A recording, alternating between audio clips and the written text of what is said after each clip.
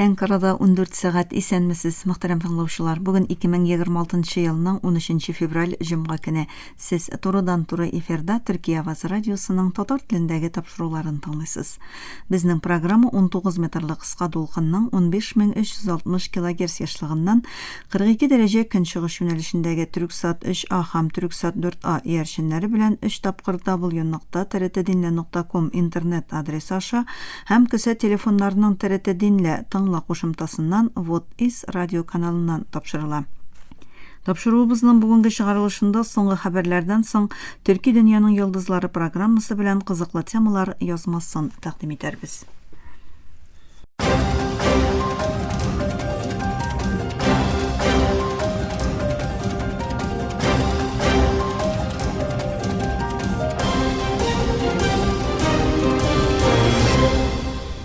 Соңгы хәбәрләр белән башлыйбыз. Төркия илбашы Рәҗәп Тайип Эрдоğan Анкарада Сербия илбашы Александр Вучичны кабул итте. Төркиянең төбәк тотрыклылыгына тугрылыгын тагын бер кат раслады. Глобаль билгесезлек арта барган чорда узган очрашуда чыгыш ясаган Эрдоğan Анкараның Балканны бер кайчан да игътибарсыз калдырмавын әйтте. Төбәк белән мөнәсәбәтләрне ныгытуны ассызыклады. Эрдоğan Төркия һәм Сербия арасындагы сәүдә күләменең узган ел 3 миллиард 500 миллион долларга җитүен, 2 ел билгеләгән 5 миллиард долларлык максатка якынлашуын әйтте. Илбашы шулай ук Төркиянең Сербияга инвестицияларының сизелерлек артуын, анда эшләүче Төркия компаниялары санының 2015 елда якынча 100 булуын, бүгенге көндә 1500-гә кадәр артуын белдерде.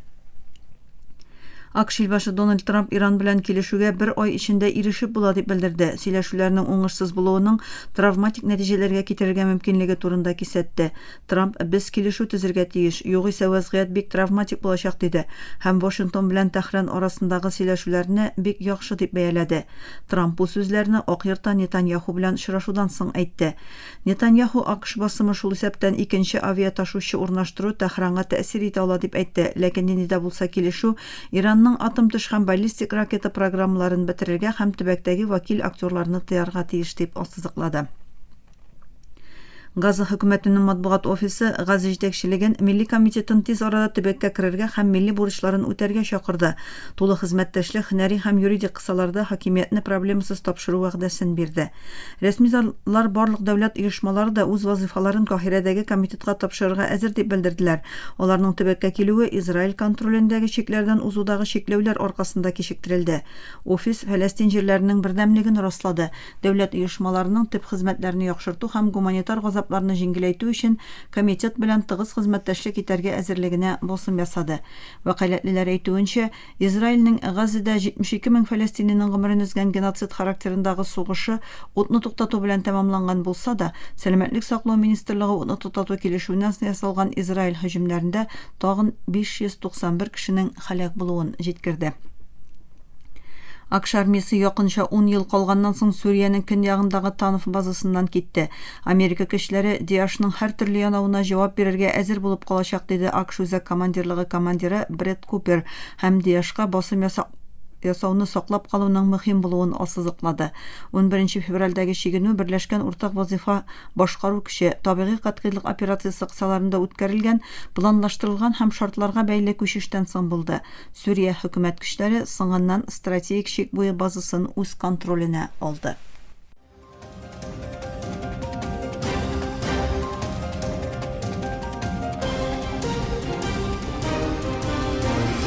Төркия авазы дулкыннарында соңгы хәбәрләр тыңлыйсыз. Төркия илбашы урынбасары Җәүдәт Йылмаз Төркия һәм Төньяк Кипр Төрек Җумһуриятенең хезмәттәшлекне алга җибәрүне дәвам итәчәген һәм март язагына кадәр яңа икътисади килешү төзәчәкләрен белдерде. Пәнҗешәмбе көнне Анкарада Төньяк Кипр Төрек Җумһурияте премьер-министры Өнәл Үстал белән очрашудан соң журналистларга белдерү ясаган Йылмаз сөйләшүләрне нәтиҗәле дип бәяләде. Яңа икътисади һәм финанс хезмәттәшлек кысасы өстендә эшчәнлекнең дәвам итүен әйтте. Йылмаз: "Безнең максат ачык, без Төньяк Кипр Төрек Җумһуриятен күпкә яхшырак һәм көчлерәк киләчәккә алып барырга телибез", диде. Ул Төркия белән Төньяк Кипр Төрек Җумһурияте арасындагы мөнәсәбәтләрнең ике ил арасындагы гадәти мөнәсәбәтләр түгеллеген ассызыклап, гарант дәүләт буларак Төркиянең Төньяк Кипр Төрек Җумһуриятен яклауны дәвам итәчәген әйтте. Йылмаз хәзерге хезмәттәшлек протоколының нәтиҗәле рәвештә гамәлгә ашырылуын һәм ике якның да март ае азагына кадәр яңа килешүгә кагылышлы сөйләшүләрне тәмамлауны максат итеп куюын җиткерде. Кипр мәсьәләсенә килгәндә, Төркия ил баш урынбасары теләсә нинди чишелешнең утрау чынбарлыгына, ике дәүләт һәм ике халык суверен тигезлек принципларына нигезләнергә тиешлеген белдерде. Төньяк Кипр Төрек Җумһурияте премьер-министры Өнал Устал Кипр төрекләренең ялгыз түгеллеген ассызыклап, Төркиянең Төньяк Кипр Төрек Җумһуриятенең ватаны буларак алар янында торуын белдерде. Устал шулай ук утрауда ике халык һәм ике дәүләт булуын һәм нинди дә булса чишелешнең бу чынбарлыкны чагылдырырга тиешлеген әйтте. Бангладеш Милләтче партиясе 2024 елгы гысьяннан соңгы беренче гомум сайлауларда зур җиңүгә ирешүен игълан итте. 17 еллык сөргеннән күптән түгел кайткан Тарик Рахман җитәкчелегендәге партия якынча 20 ел дәвам иткән сәяси изоляциягә нокта куйды һәм хәзер яңа хөкүмәт төзергә әзерләнә. 2026 елның 12 февралендә үткәрелгән сайлауларны Нобель премиясе лауреаты Мөхәммәд Юнус җитәкчелегендәге вакытлыча идарә оештырды.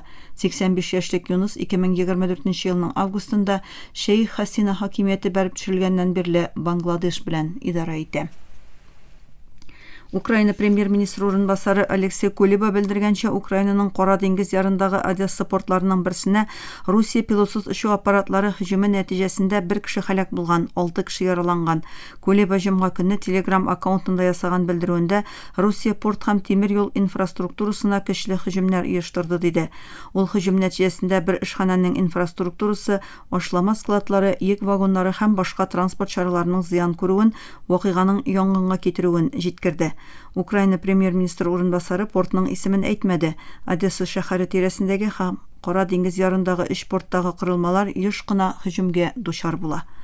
Мөхтәрәм тыңлаучылар, сез Төркия авазы дулкыннарында соңгы хәбәрләр белән таныштыгыз.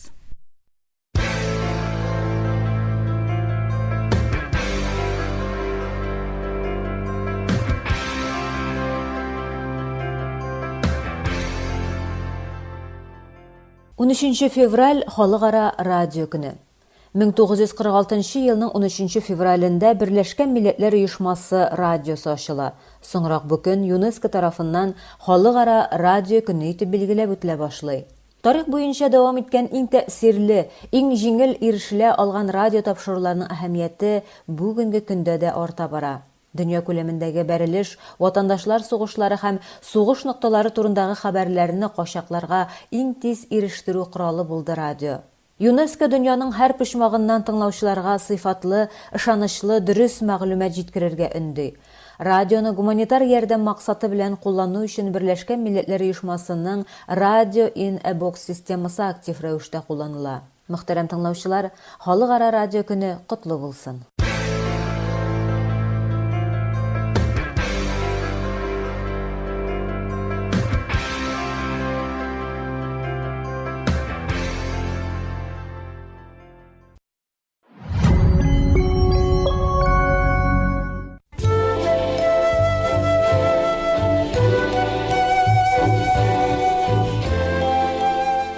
Саумысыз мөхтәрәм тыңлаучылар. Бүген без бик кызыклы тема турында сөйләшербез. Без куллана торган ризыклар безнең психологиябызга ничек тәэсир итә? Кара шоколад телемен ашаганнан соң үзегезне тагын да бәхетлерәк хис итүгез турында уйланганыгыз бармы? Яки узын көннән соң эшкәтелгән ризыклар ашаган чакта арыганлык һәм тынычсызлык сизүгез турында. Галимнәр әйтүенчә, туклану безнең физик сәламәтлегебезгә генә түгел, психик халәтебезгә дә зур йогынты ясый. Бүген без шушы теманы Сәламәтлек саклау белемнәре университетының Гөлханә туклану һәм диетология бүлеге профессоры доктор Невра Кочның бәйләүләре белән карап чыгарбыз.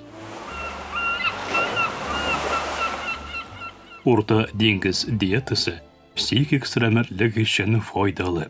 Профессор доктор Коч туклануның психик сәламәтлектә мөһим роль уйнавын ассыклый. Соңгы елларда үткәрелгән тикшерүләр туклану гадәтләренең безнең психологик халатыбызга һәм когнитив функцияларыбызга тәэсир итүен ачык күрсәтә. Әмма кайсы туклану гадәтләребез рухи торышыбызга ничек тәэсир итә? Профессор доктор Кочка күрә, күбрәк җиләк, җимеш, яшелчә, бер төрле культуралар, майлы орлыклар һәм балыктан торган урта диңгез диетасы депрессия һәм борчылу куркынычын киметә. Урта диңгез диетасы нерв функциясыны һәм стрессны көйләүгә өлеш кертә торган мөһим май кислоталары, витаминнар һәм антиоксидантлар белән тәэмин итә. Хәтта урта диңгез диетасы яшь белән бәйле баш мие атрофиясын сизелерлек киметергә мөмкин дип тә фаразлана.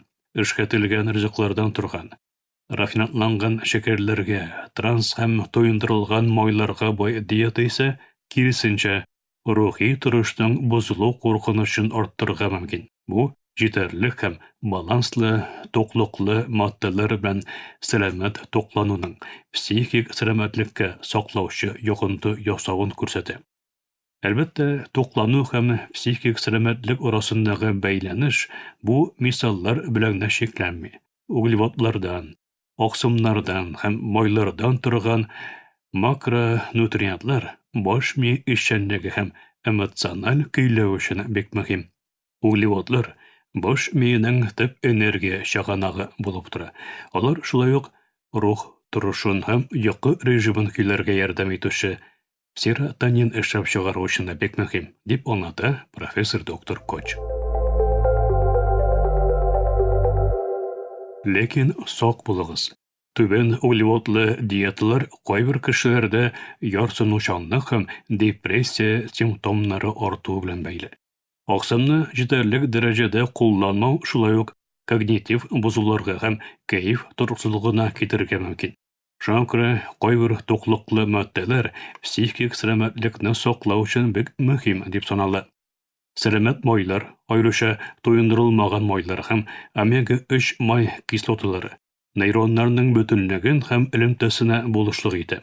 Кеше баш миенең зур өлеше майлардан торганлыктан омега-3 май кислоталары аеруча баш мие функциясендә мөһим роль уйный.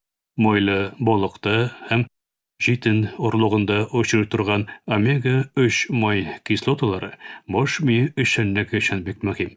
Омега-3 май кислоталарын җитәрлек күләмдә куллану депрессия симптомнарын киметә. Әлбәттә, аларны күп күләмдә куллану психик сәламәтлеккә дә зыян китерергә мөмкин. Эшкәтелгән ризыкларда еш очрый торган трансмайлар һәм туендырылган майларга бай диеталар депрессия һәм борчылу куркынычын арттыра. Хәзер психик сәламәтлекне саклауда мөһим роль уйный торган витаминнар һәм минераллар турында сөйләшик. Бу мәсьәләдә профессор доктор Коч булай дип әйтә. Б витаминнары аеруча фолат һәм B12 нейротрансмиттерлар синтезына өлеш кертеп, рухи торышны көйләүгә өлеш кертә.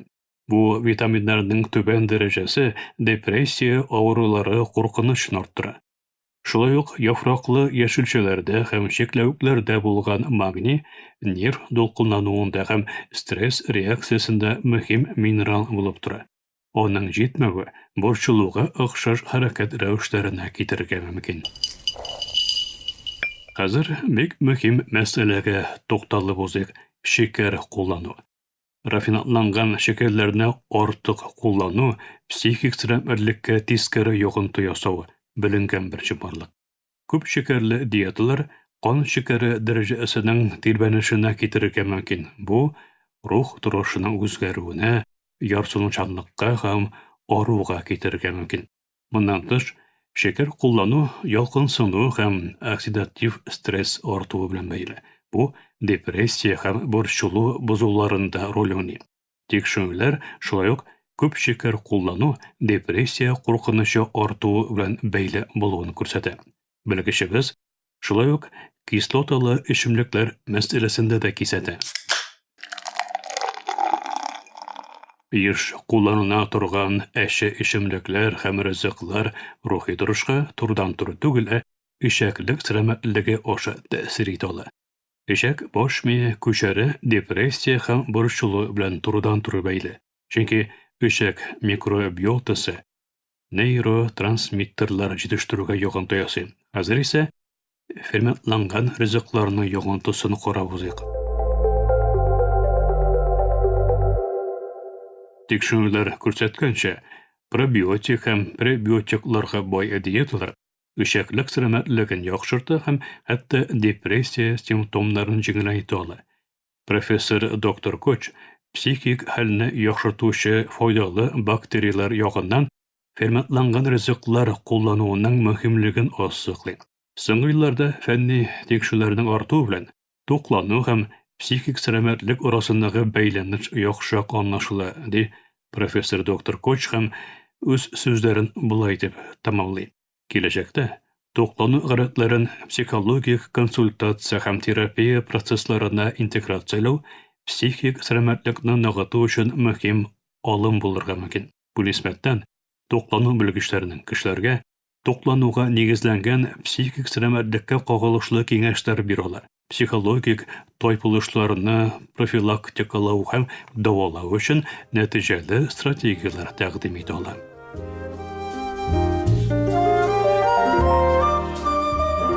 Хөрмәтле тыңлаучылар, бүген без туклану һәм психик сәламәтлек арасындагы бәйләнеш турында фикер алыштык. Бу мәгълүмат сезнең өчен файдалы булгандыр дип өметләнәбез. Үзегезгә игътибарлы булыгыз һәм сәламәт туклану турында онытмагыз.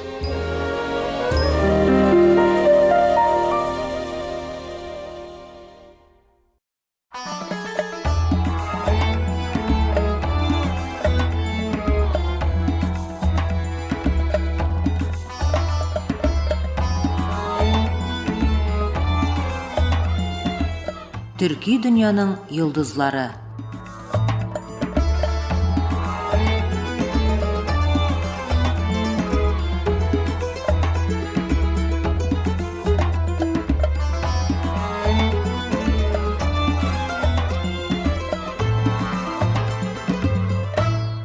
Мөхтәрәм тыңлаучылар, Төрки дөньяның йылдызлары тапшыру тезмәбезнең бу бүлемендә сүз танылган төрки суфи Хаҗы Мәхмүд Инҗир Фәгънәби турында барачак.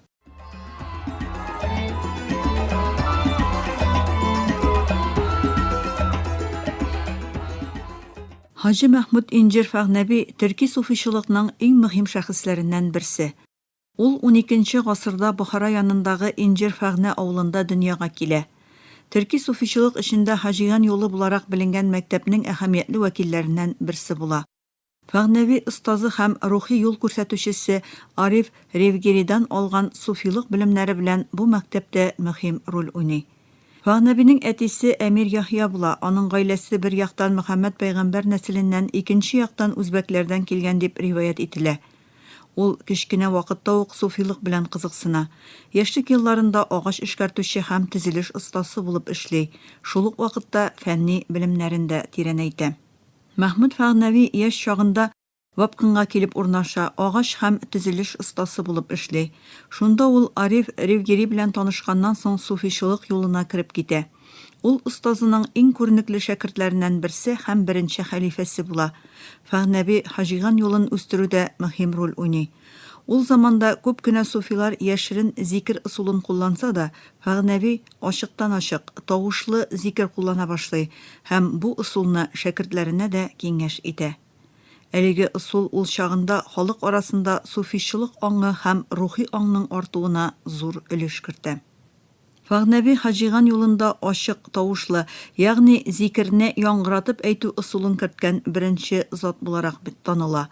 Аның шәйхе Ариф Ревгери рөхсәте белән башланган бу ысул ул чордагы суфилар дөньясында игътибарны җәлеп итә. Мәчетләрдә үткәрелгән тавышлы зикерләр суфилыкның җәмгыятьнең киң катламнарына таралуына ярдәм итә. Бу традиция Баһаветтин Нәкышбәнд барлыкка килгәнче дәвам итә. Күп кенә галимнәр мондый зикергә каршы чыккан булса да, Фәгънәбинең йоклаган кешеләр уянсын, игътибарсыз кешеләр хакыйкать юлына борылсыннар дигән сүзләре шактый галимнең каршы чыгуын туктата. Аның бу катгый тотышы вакытлар узу белән Хаҗиган юлының әһәмиятле сыйфатларыннан берсенә әверелә. Фагнавинең иң мөһим хәлифәсе Али Раметини була. Хажиган юлы аның арадашчылыгы белән дәвам итә. Фагнавинең суфилык тәгълиматлары аның шәкертләре аркылы киң географиягә тарала һәм бигрәк тә Нақшбандия мәктәбенең нигезен барлыкка китергән принципларның берсе була. Шәкертләре аның суфилык юлын үзләштереп, үз итеп, тыйнак рәвештә халык эченә үтеп кереп, суфичылыкны дәвам итәләр. Фагнави үз шәкертләрен дөнья ләззәтләренә бирелмәскә, җәмгыятьтә үрнәк әхлак күрсәтергә һәм кешеләргә файдалы булырга өнди. Фагнавинең үлгән көне төгәл билгеле булмаса да, кайбер чыганакларда 1315-1316 яки 1317-1318 елларда вафат булган дип әйтелә. Үлеменнән соң аның ак кош булып күренүе турында риваятләр бүген дә Төркстанның төрле төбәкләрендә сөйләнә. Аның кабере Бухараның Вапкент районындагы Энҗирба авылында урнашкан. Кабере янында мәчет һәм су кыюсы бар. Ул су шифалы дип санала. Бүгенге көндә дә бу төрбәгә килүчеләр бар һәм аның рухи мирасы саклана. Аның кабере бирегә килүчеләр рухи тынычлык таба торган мөһим урыннарның берсе буларак кабул ителә.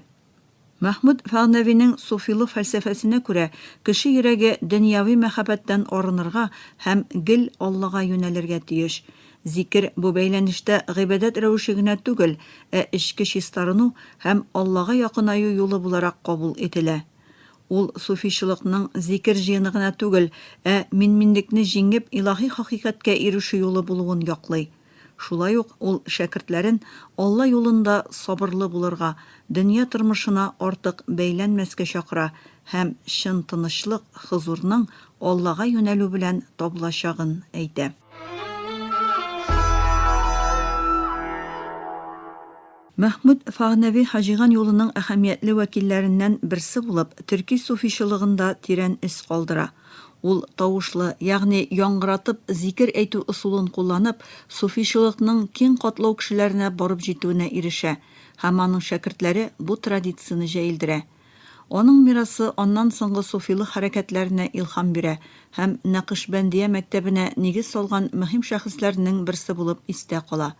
Фагнавинең тәгълиматлары бүгенге көндә дә суфилык юлыннан баручылар өчен юл күрсәтүче үзенчәлегенә ия. Аның тормышы һәм фәлсәфәсе төрки суфичылыгы юлының аслын аңларга теләүчеләр өчен кыйммәтле чыганак булып тора.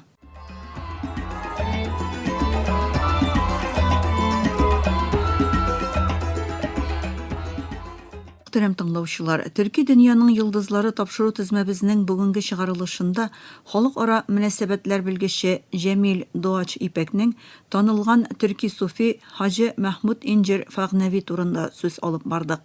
Киләсе тапшыруда күрешкәнгә кадәр исән, имин булыгыз.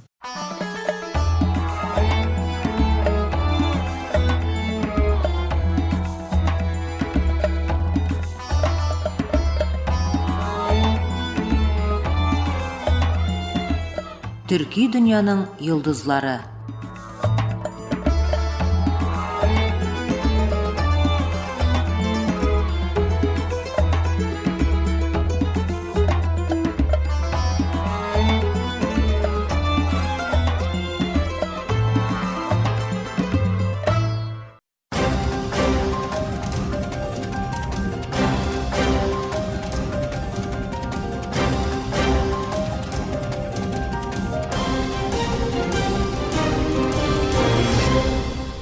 Мөхтәрәм тыңлаучылар, Төркия Аваз радиосының татар телендәге тапшырулары шушының белән ахырына якынлашты. Безнең программа һәр көн Төркия һәм Казан вакыты белән көндезге сәгать 2дә 19 метрлык кыска дулкынның 15360 кГц яшьлыгыннан Төрксат 3А һәм Төрксат 4А иярченнәре белән 3 тапкыр w.trtdinla.com интернет адресы аша һәм кесә телефоннарының TRT Dinla тыңла кушымтасыннан Вот из радио каналыннан тапшырыла.